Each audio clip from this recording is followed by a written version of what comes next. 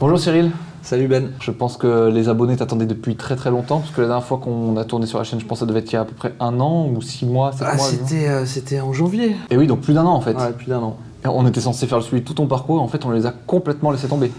C'est faux, parce qu'on a fait la vidéo, mais elle a disparu. C'est vrai, on l'avait tourné à Malaga, tranquille, on avait plein de choses à vous dire dedans, c'était assez cool, j'étais très content de cette vidéo. Ouais. Et en fait, je me suis fait voler mon sac avec 10 000 € de matos, tous les rushs dedans, et tout ça et tout ça. Et du coup, après, on n'a pas trouvé trop l'occasion de le faire, à part maintenant, là, aujourd'hui, pan.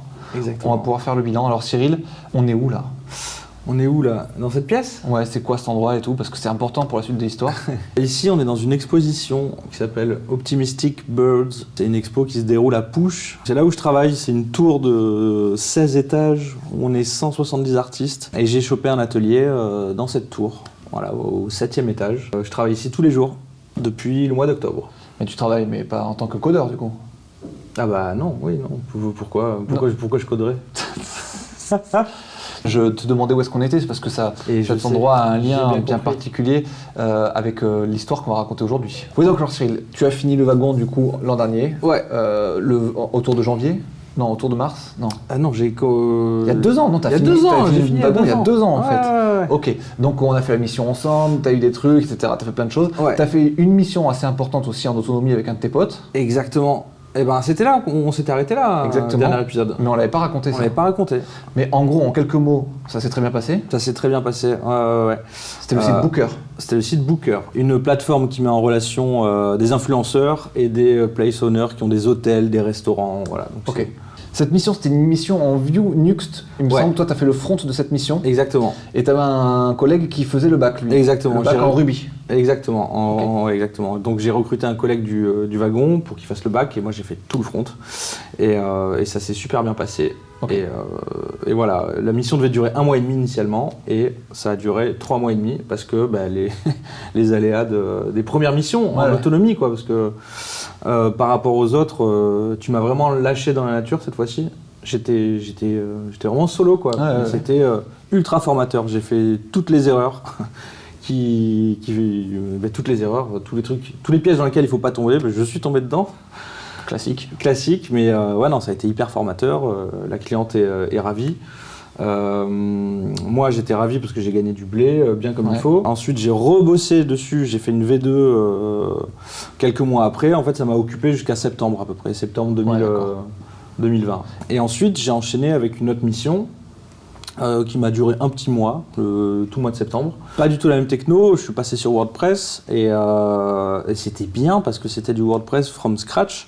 Ouais. Moi j'avais déjà bidouillé avant du WordPress et c'était insupportable de bosser avec l'interface, les modules, c'est une catastrophe. Et là, du coup j'ai appris un peu de PHP et j'ai créé un thème personnalisé pour les besoins du client.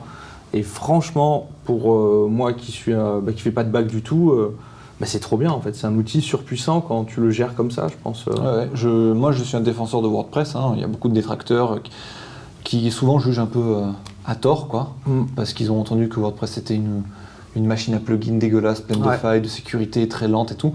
Mais en vrai, si tu fais un WordPress from scratch et que tu installes juste les 2-3 plugins, enfin 2 plugins, tu as besoin de ACF et un autre truc, viteuf, voilà, ça suffit. Voilà. Ouais, exactement. Et donc, moi, ce système-là, j'ai bien aimé, hein, vraiment, parce que je suis en totale autonomie, j'ai pas besoin de quelqu'un d'autre pour gérer un bac.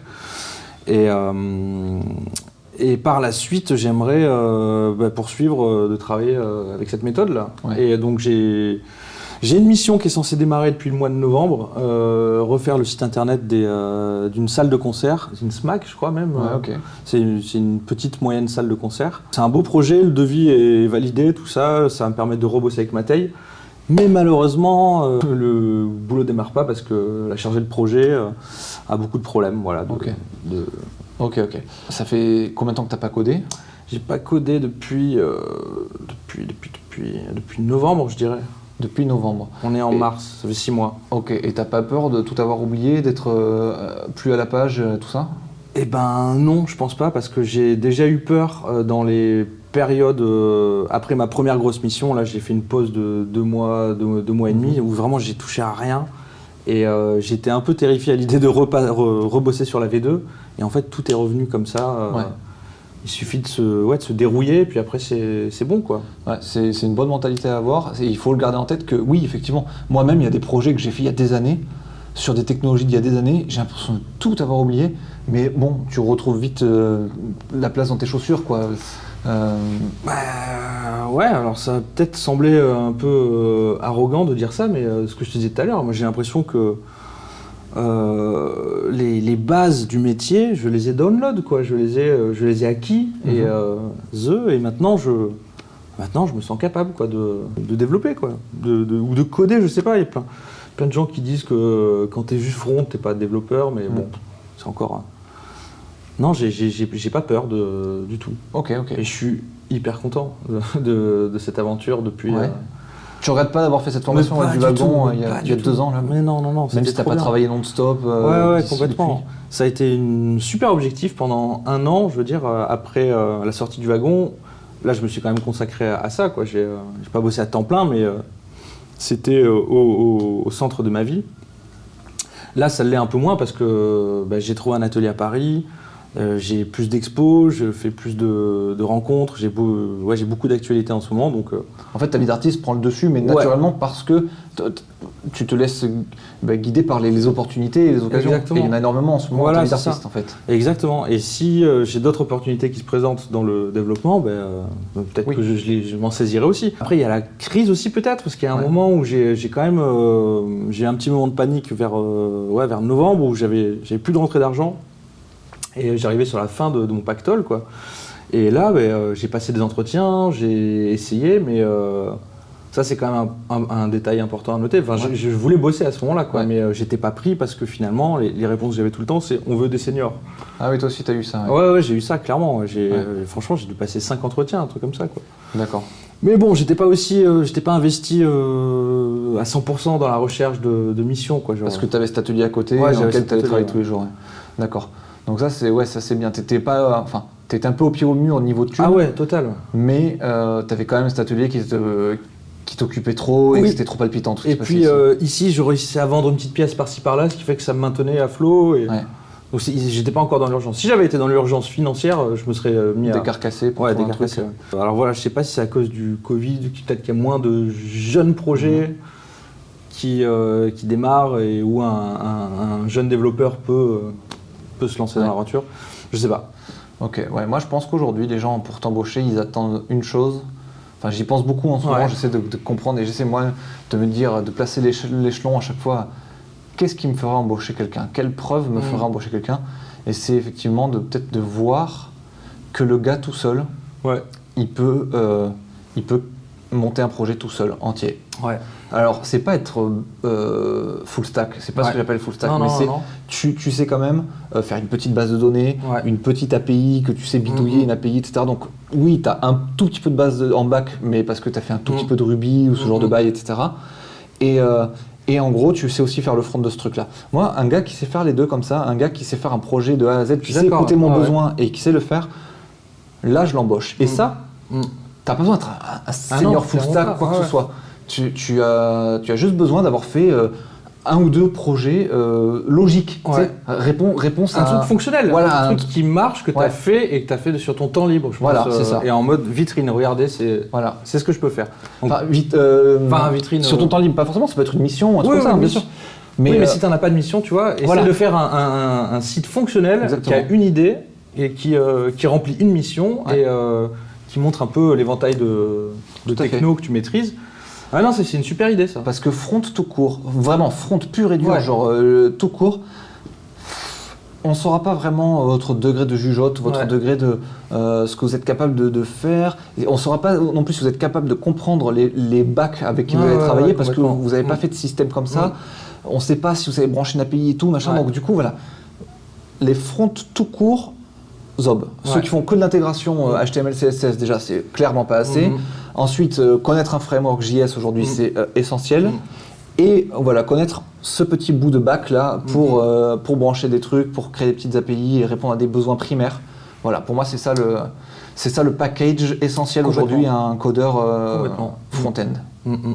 Et toi, peut-être c'est ça, cette partie-là qui te manque un petit peu. Alors, avec WordPress, peut-être que tu arrives du coup à répondre à une partie des projets. Non, mais même Nux, sur la fin, sur la V2, je faisais des branchements tout seul. Sur l'API. Ouais. Mais par exemple, c'est pas toi qui a fait les endpoints de l'API, c'est pas toi qui a fait les contrôleurs du back-end en fait, qui reçoivent les informations du front, qui vont les connecter, qui vont faire les répercussions sur la base de données, tout ça. Ça, tu l'as pas fait. Non. Et c'est pas si compliqué que ça en fait.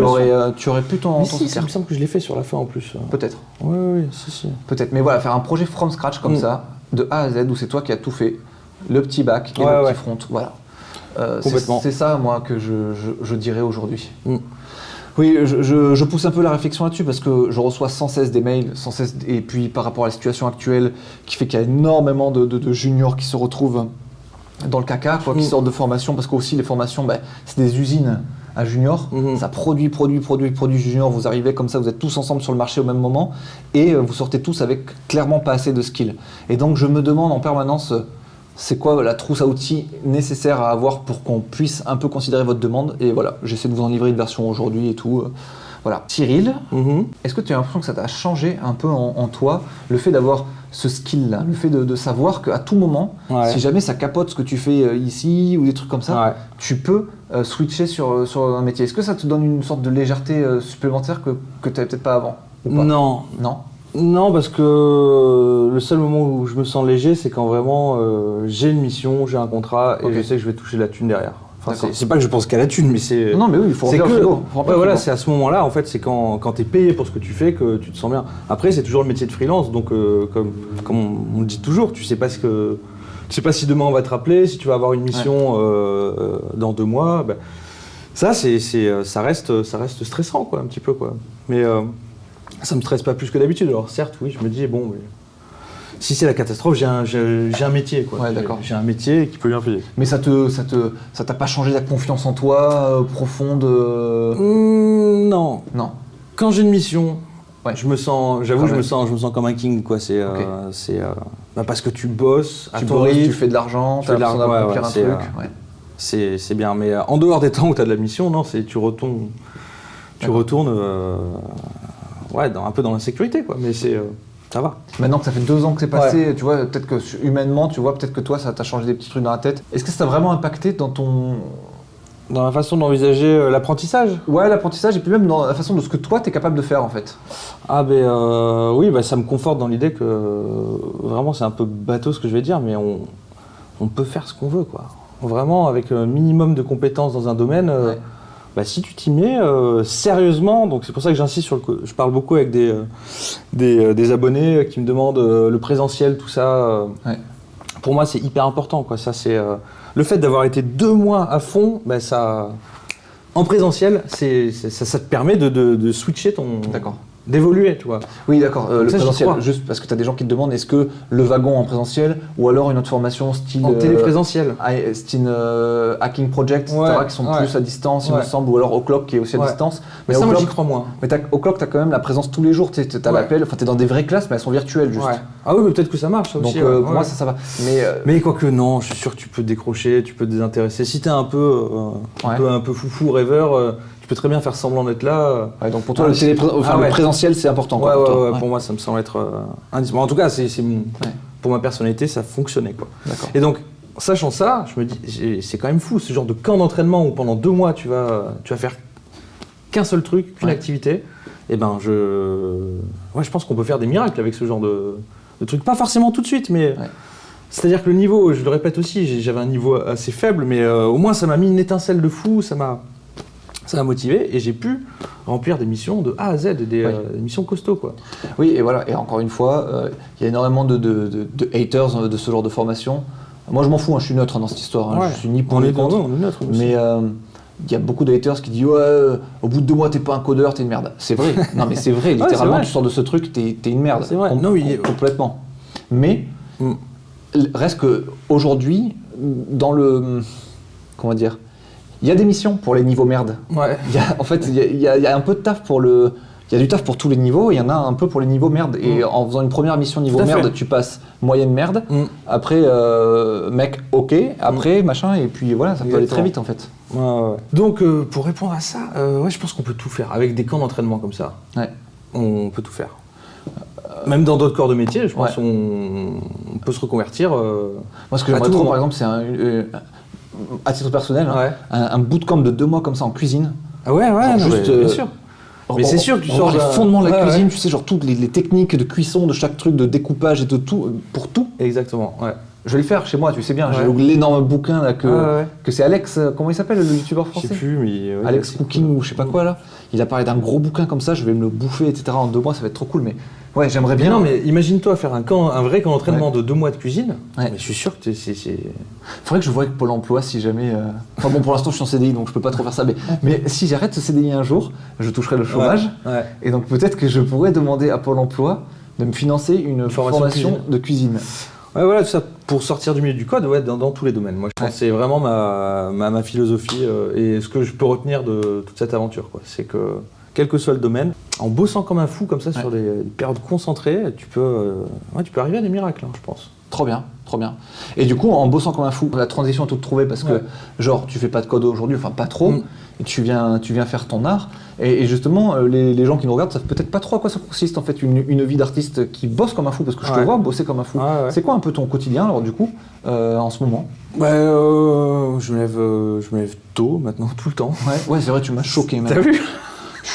Je suis revenu à la maison un peu, je vis avec Cyril maintenant quand je suis à Paris, et nom de Dieu. Tous les matins, bordel, le café si tôt, moi j'essaie de dormir, bordel. Ça fait du bruit. Non, mais ça va. Mais tu sais, j'ai le soleil léger. Ouais, 7h30, 8h par là, 8h grand max. Et je regarde l'actu jusqu'à 10, et après je fais mes exos physiques, et après je trace à l'atelier. T'arrives ici vers 10h30 en gros? Ouais, 10h30, 11h, et je bosse, après je bosse toute la journée, quoi. Je rentre à 20h30 le soir. Ouais, c'est vrai. Donc tous les jours comme ça? Ouais, tous les jours. Même là c'est dimanche, on est venu parce que tu travaillais aussi. Ouais.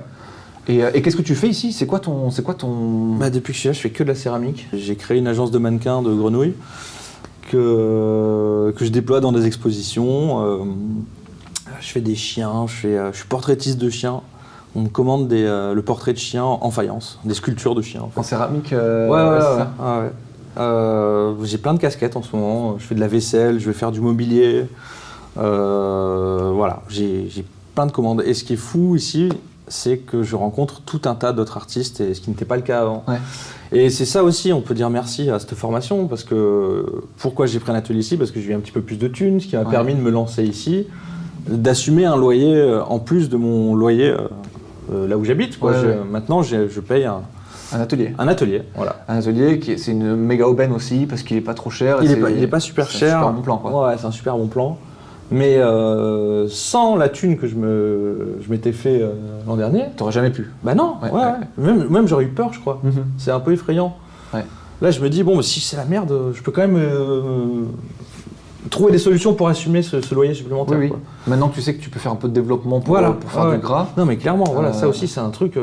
je pense que jamais j'aurais pris l'atelier sans ça. Ouais. Et c'est en ça que je te questionnais un peu tout à l'heure, c'est à quel point ça a un impact un peu sur tous les petits choix de la vie que tu as fait, etc. C'est tout ça, Peut-être même la rigueur aussi. Je travaille plus... J'ai un meilleur rythme de travail. Peut-être ça vient de ces sessions-là. Peut-être. Ouais, parce que cette première mission, là, je bossais 12 heures par jour au début. Oh là là, mais c'était trop bien. Ouais. C'était vraiment trop bien. Ah, c'était excitant. Ah ouais, c'était génial. Et donc en fait, si demain je te proposais une mission de dev, un peu bien payé, tu serais tenté de... Complètement. Tu pourrais ralentir un peu l'artistique pour faire un peu... Ouais, c'est ça. Ouais. Mais bon, j'ai quand même tenté d'en trouver. Je me suis pris des râteaux, donc après, à côté de ça, j'ai des opportunités artistiques, donc... Je vais pas m'infliger de... Oui, tant que ça va, tant que ton business roule, tant que le frigo est rempli, c'est bon, quoi. Mais voilà. Et où est-ce qu'on peut voir ton art? Sur Instagram.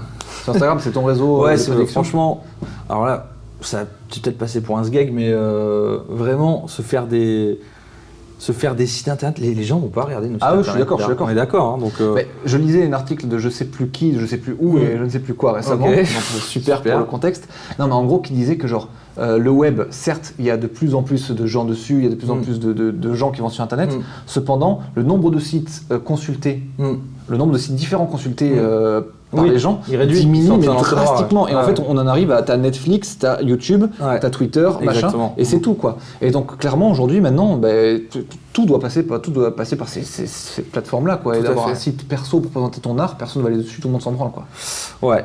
Exactement, bah ouais, on parlait j'ai quand même créé une boutique de vente de tasses là, de Bon et Fils. Ça marchait quand même un peu.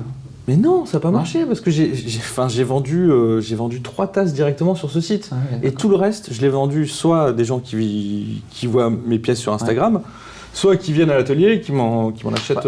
Après, ça peut être l'outil pour t'acheter tes tasses. Genre, tu mets tes tasses sur les réseaux sociaux, etc. machin, et par contre, dès que tu as quelqu'un qui veut t'en acheter une. Mais non, ils se font trop pas chier. Et à un moment, elles étaient toutes les tasses étaient sur le site, et les gens me contactaient directement sur Instagram. Et ils me disaient, je leur disais, tu peux l'acheter sur le site. Ils me disaient, non, je te fais un Lydia et passe. D'accord. Non, par contre, pour mon archive personnelle, il faut que je me fasse un vrai site où il y a vraiment tout. J'ai envie de tout mettre de façon bien classée, tout ça. Chose que j'ai pas fait depuis un bail. Et à ce propos, j'ai testé Webflow. Franchement, le premier. Webflow, c'est un outil no-code. Et il n'y a aucune honte à utiliser des outils no-code. Ça vous permet d'aller plus rapidement aux objectifs et de répondre à des clients très rapidement. C'est même lui. Moi, je voulais me faire un WordPress from scratch pour moi, perso, tout propre. Et puis parce que j'avais envie de recoder, clairement. Mais je t'ai dit, no-code, ça peut être stylé. Et il m'a dit, ça peut être stylé, et ça m'a saoulé direct. On n'arrive pas à mettre un carrousel en place. Oui, t'as pas cherché trop longtemps non plus. Oui, mais c'était trop longtemps. Si ça marche pas tout de suite... c'est débile.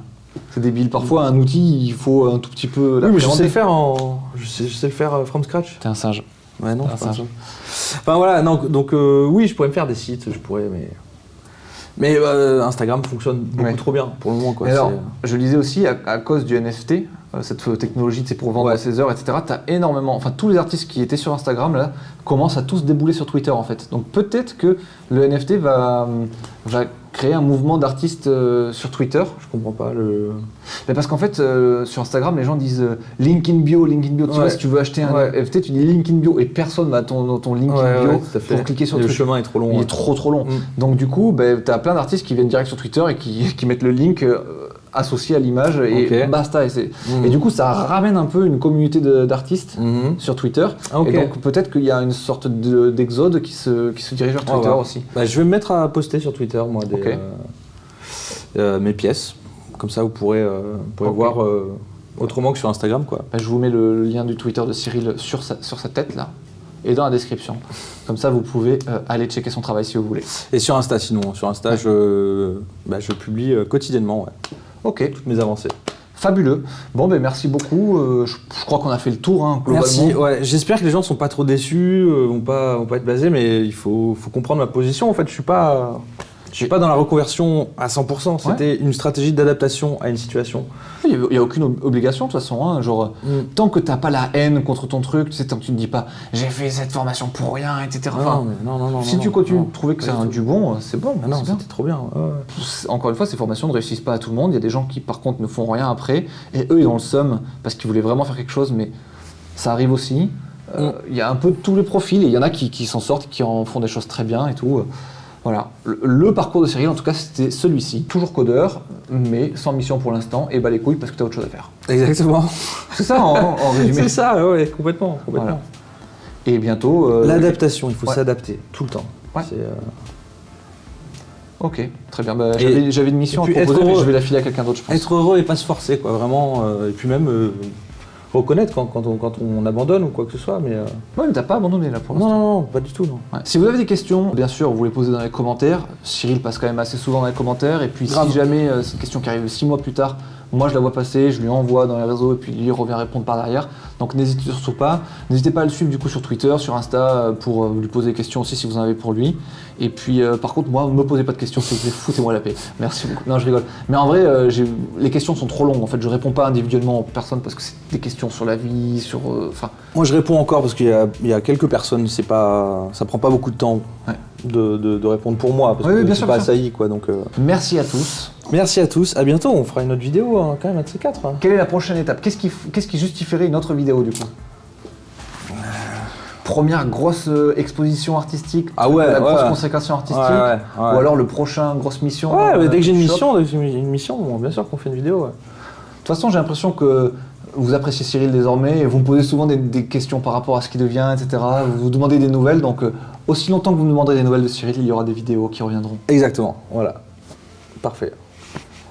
Allez, ciao. Ciao, ciao.